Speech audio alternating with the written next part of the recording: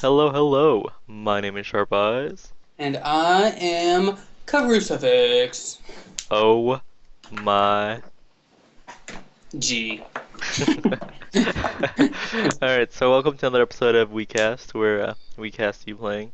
Yep, We're gonna be coaching again, correct. and yeah. So without further ado, let's get started. Sweet, sweet, sweet. Who are we coaching today? Sharp retinas. Alright, well, my retinas are actually pretty dull today, but you know how things go. Yeah, just day to day. We all struggle. So we're coaching the Red Zerg Arariel Arariel. versus And the then the Blue Zerg, or it's just sorry, the Blue Protoss Laughing. laughing, and it is quite hilarious over there. So a lot of funny stuff going on. But so how are you today, Sharp Eyes? Pretty good, pretty good, pretty good. Could have been better, but Could have been, it pretty all, good. it's whatevs, it's whatevs. Now it is looking like now since it is a Zerg, I'm expecting you to be the master of all that is Zerg, so you should be able to help him out a little bit. What kind of build are we looking at? We are looking. Oh my God, Yeah, it's freezing. yeah. Um, It's I'm not gonna say it's not my fault, but I am gonna say it is all my fault that it's freezing. Here, let me go back a little bit. Okay, so it does look like a pool into hatch. Getting some gas early on. Interesting. So yeah. Usually in ZVP you don't want to get gas unless you're going for some kind of all-in or some Okay. early two base play. So Now there it's is such thing as a two base all in for those of you who don't know because if you do make enough units to make a third base uneconomical, then that would be a two base all in. But we'll see if the Zerg player decides to do that or if he just decided to get his gas early to make a small bank. It is looking like he's doing a good job spending it all though, so I guess we'll find out. What is he making? What kind of stuff are we looking at right now, Sharp Eyes? we are looking at some queens, some drones, and some zerglings. Okay. What I am curious where that gas is going. I guess it's just building up as of right now. Yeah, it actually does look like the Zerg player has a bunch of gas, and I'm not sure whether or not he'll be able Mhm. to use it all, to be He honest. did do a double evolution chamber, so he's going for double upgrades and a baleen nest and a roach warren. So there is going to be some utilization of that gas. But what's unfortunate is it looks like he's a little low on minerals and a little high on gas, which could be because he is fully saturated on all of his gas as of right now. Hmm. What do you think of this? What do you think this is potential? Oh, it's looking like ooh, those Balings. It looks like those Balings, unfortunately, were unable to do too much damage because of the shields from the Protoss. Yeah, I don't think a single Baling connected there, which is very unfortunate for the Zerg player. So basically versus Protoss, you never want to go Banelings. I mean, even Mm, versus Zealots, Roaches are way better at you know killing that deal. Okay, and uh, and staying alive and not I getting see. owned by force fields. I see. So Balings are mostly better against um, Terran and Zerg then. Yep. Okay. So it is looking like now that that first attack didn't do too well. Let's see if the Zerg transitions or if he's going to try another one of the same. There's a little unspent larva here. I think it's mostly because of the mineral shortage that the Zerg is experiencing at the moment. But it is looking like he was able to spend most of his larva at the end there. So one thing that I would recommend for the future is don't fully saturate all four of your gases if you don't absolutely need to. I mean, it's looking like you're having a hard time with minerals, or at least you have been up to this point in the game. You've been having a hard time getting enough minerals to make everything you wanted to, and but the entire game you've had excess gas. So I would say in the future get three gases instead of four, and that way you'll have the extra minerals from not building your extractor, and you'll also have the extra minerals for from not extracting from the extractor.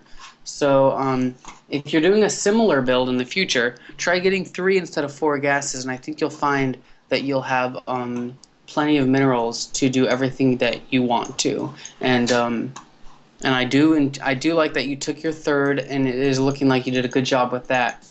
But in the future, try to take 3 instead of 4 gases and see if that alleviates your mineral problem. It is looking like the Protoss is moving in here as well. What do you think of the Sharp Eyes? What do you think could have been done better here to avoid this this massacre of the alien race? Well, there's a lot of things that I'd like to address, but Mm-hmm. I would like to restart the replay and then go over it point by point after Oh, this is okay. done, since it's This sounds like a since good idea. since the mistakes are made at Key points in the game. at very key points in the game, and as of now, I mean, I really can't see the Zerg coming back from this right Mm-hmm. here. It is looking like the Zerg is going to go Muta from here on out, which isn't a bad. It's not a bad idea because there's Zealots and there's Immortals, which both can't hit air, and neither can Colossi. So Mutas are really not a bad choice at this point in the game. I guess we'll just have to see if the Zerg commits heavily enough to air, and if and also it's looking like some swarm hosts are coming into play. So we'll see. Swarm hosts are semi-easily countered by Colossi if the Protoss knows what they're doing. So we'll see what happens there. And it's looking like the Protoss did take out the third base of the Zerg with little to no resistance. So the Zerg is back on a 2-base economy. His or her main base is almost completely mined out, so mining on almost only 1 base. And it's looking like the Protoss is going to try to move in here to take out the natural expansion. And here come the Mutas. Poor mutas. And they all die. So there it is. Yep, that was an appropriate GG for sure. That was when we knew it was over. But yeah, let's start that replay over and figure out exactly. Sharp Eyes, why don't you give us a rundown on what he could have done better? Okay, so let's start by analyzing his pool and hatch timings. Sounds great.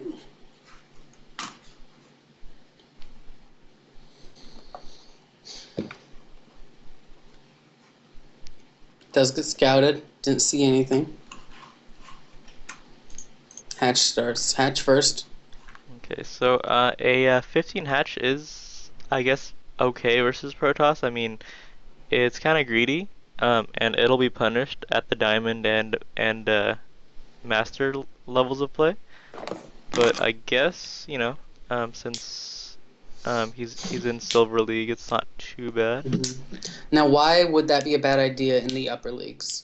Well, because since you don't have Zerglings out to defend against a cannon rush, you're probably gonna get cannon rushed. I see. Okay. So right here, getting gas is pretty good, but not versus Protoss. I mean, the only reason why you would want to get gas is for speedlings, but speedlings aren't very good versus Protoss. Okay, because I guess versus Zealots, speedlings aren't actually as good as they could be, right? Right. I mean, unless you're going for some kind of speedling, baneling push or a speedling roach timing attack, you're better off just droning up and not getting gas at this point. I see. It does look like you know that the efficient number of drones is 16, so that's good. You have put your you've put your waypoint over to the to your natural mineral patch, so I'm glad that you understand the most efficient number of drones on each one, and you've even started your third before you're fully saturated on your natural. So that's a really good point on your part that you're expanding and you're keeping your drones at a good number. Yeah. right here, both your main and your natural are not fully saturated, Mm-hmm. which is pretty devastating. I mean, you're missing out on hundreds and hundreds of minerals right here because you're not keeping at 16 out of 24. Mm-hmm. Yeah. I think you chose to start making military units a little early, especially since you haven't been harassed by the Protoss yet. You should at least, if you don't feel threatened. I mean, I respect your decision to make Zerglings while you're getting your natural ready and everything. But if you don't feel threatened, make sure to get all your bases at least at 16 drones, so that you can take in all the minerals you can. Yeah, yeah. I mean, also, like right here, the Zerg player actually morphs a bunch of banelings to fight off Hmm. the Protoss, and once again, banelings are very bad versus Protoss. Yeah, that's actually a really good point that I think we should hammer in is that Zerg who are playing Protoss, you should really be careful when you try to make Balings versus Protoss because most of their units are armored, and Balings are not good versus armored units. They're good versus light units. Zealots are light, but most Protoss choose to go stalkers instead. So what I would recommend is to make roaches instead of Balings because if you make Balings or Protoss, you're really not it's like if you saw a mech army in Terran and then your first thought was, hey, I'm gonna make a bunch of Balings, which is the wrong thing to do. You don't want to make Balings because Balings aren't very good against armored units. You want to be making roaches and depending on if they go air, you might want to make hydras and void rays and stuff like that. So right here, I don't know what the Zerg was thinking, but I mean, he tossed up a bunch of spine crawlers. His his uh his naturals not saturated, and his main's running out. Does he know that the Protoss has a bunch of bases? Oh, okay. So by this point, I would have GG'd Oh, I since see. since um since it's too much Mm-hmm. pressure from the Protoss player. The Zerg player barely has any larva, which also brings me to the point. You need a macro hatch next to your Mm. um, layer. Main base. Now, Crucifix, what is a macro hatch? Macro hatch is so basically you make an additional hatch right next to your main hatch, and that'll allow you to get larvae on both your main and your macro hatch at the same time. And so basically, the main hatch isn't mined off of, and it's not turned into a layer or a hive. It's only there to provide extra larvae for unit production, and that's really important for Zerg because if they don't have enough larvae, then they're just stuck not being able to make any additional units. Yep, and yeah. So right, the replay analysis is complete. Right. Um, let's go ahead and list 10 things that he can work on, starting with you. Oh, okay. So I guess number one is work on your larva injects. I see on your queen here next to your main hatchery. Or I guess it's a layer at this point. Your queen has almost full energy, which is not what you want. It only takes 25 energy to do a larva inject, and your queen has 151. So really work on those larva injects so that you can further spend your minerals. Okay. Number two, try not to get too much gas early on. Versus Protoss, you really just want to be droning up heavily Hmm. until both bases are saturated, and then get your gas, and then get your zergling speed. Right. Versus Protoss, if you are not at least a base ahead, you're going to be in a lot of trouble as Zerg. Yep. Number three, um, fully saturate your bases. Make sure that you have at least 16 on each one. Don't settle for 14 or 15 because that's a full less drone, and one drone at that low of a number is very important. After 16, it's not as important because you're getting less and less per drone, but until 16, it's very important. So each drone matters a lot. Yep. Next point. build a macro hatch. I mean, you were running out of larva, and you were floating around 1.5k minerals. So Right. you really want to build your macro hatch at around 8 to 10 minutes. Yep. Point five. Don't get too much gas. If you find yourself with low minerals, and even if you already built the extractors, if you find yourself with low minerals and high gas, don't be afraid to move those drones over. Some players will be like, "Oh, I've already built the extractor. I might as well be getting as much gas as possible." But that's a mistake because if you don't have enough minerals and you have too much gas, it's going to hurt you the longer you allow that to happen. So as soon as you realize that, make sure you transfer those drones. And in the future, I would recommend 3 gases until you need more. Yep. Yep. Next point. Always know what the person is up to.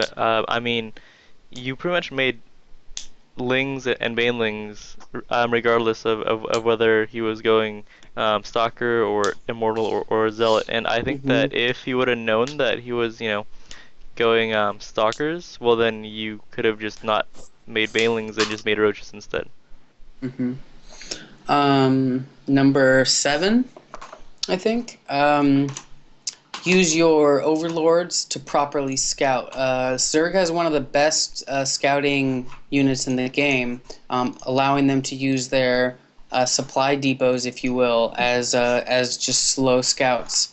What I would recommend is learning the spots on the map where they are very good for overlords, and making sure that you have some map control at all the time. Zerg has one of the best. Zerg has one of the easiest times at using map control, at having map control, and I would recommend making sure to keep your overlords at strategic spots so that for example, when the Protoss takes his third and fourth, when the Protoss is moving out, figuring out where the Protoss army is at all times. Zerg is fortunate in the fact that they have really good scouting units, and you should use them to their full ability. Yep, yep. Next point. Next point. So in ZVP, your third base is probably gonna get killed. I mean, let's face it.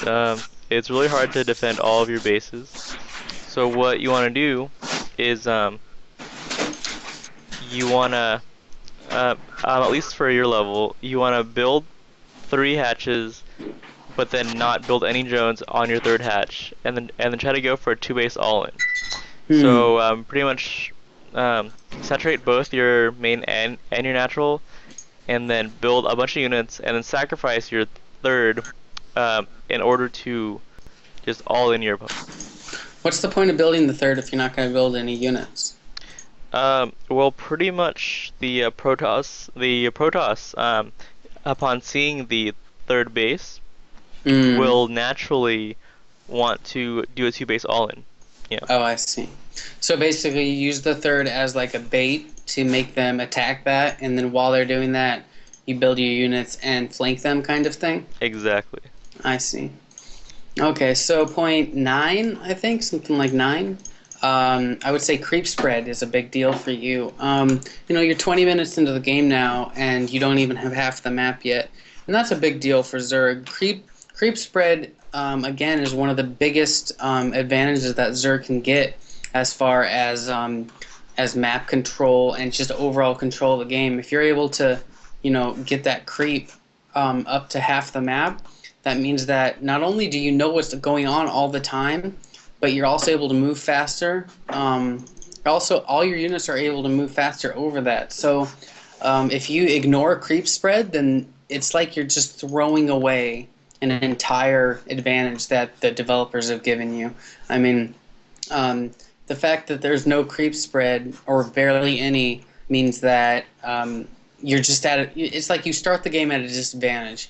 You say, yeah, you know what, I'm not going to do creep spread, and that means that the Protoss starts at an advantage over you because they know that when they're not walking over creep spread, you can't see what they're doing. But as soon as somebody walks onto creep spread, they're like, oh no, like the Zerg knows what I'm doing now. Now I have to act either now or never. And so if you give them the luxury of not being seen until they get all the way to your natural expansion, it's like, oh, well, I'm just expecting to be snuck up on. So it's a creep spread is incredibly important. Very important indeed. What's Uh, a point numero diez, as they say in the Spanish speaking countries? Numero Diaz. Make sure you have a game plan. Um, Hmm. Pretty much. When you built those spine collars, I'm actually not sure what you were thinking there. But if you would have built those spine collars when the Protoss was actually threatening you, then that would have been a lot better than just building them just because you're afraid that he's gonna kill you. And by that point, you're pretty much already deep in the hole. Mm. Number 11. We're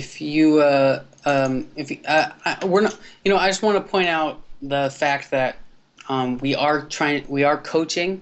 So if anything we say sounds like we're over analytical of your play, it's because telling you everything you did correctly wouldn't help you at all because you're already doing that correctly. I mean, you went for a double evolution chamber build, which is good because you get 2 upgrades. You built drones early. We're not saying. I want to make sure that everybody knows that we're not trying to say that you did everything wrong because that's not true. Versus a brand new player, you would be I'm sure you win all sorts of games. But we do want to point out what we think you can do better, because we feel like that's our job to help people improve. So we don't want you guys to feel like we're always trying to be negative. But as coaches, we have to point out the mistakes because that's what's most important. Because the more mistakes that that you make, the more you can improve on. So, I wanted to say that, and also, if you felt like we did a good job as coaches and helping you guys out today, uh, posting a review on Nerd Upgrades would really help us a lot. And anything that you feel that we can that we can help you with in the future, we'd love to hear it. So just if you could post a review in Nerd Upgrades, that would help us a lot. And I hope that you enjoyed today's coaching session. Yep, very well put. Yep. So, again, my name is Sharp Eyes, And I'm Crucifix. and you're listening to WeCast. Where. We cast your games. Yep. And until next time, Keep on playing, guys. keep on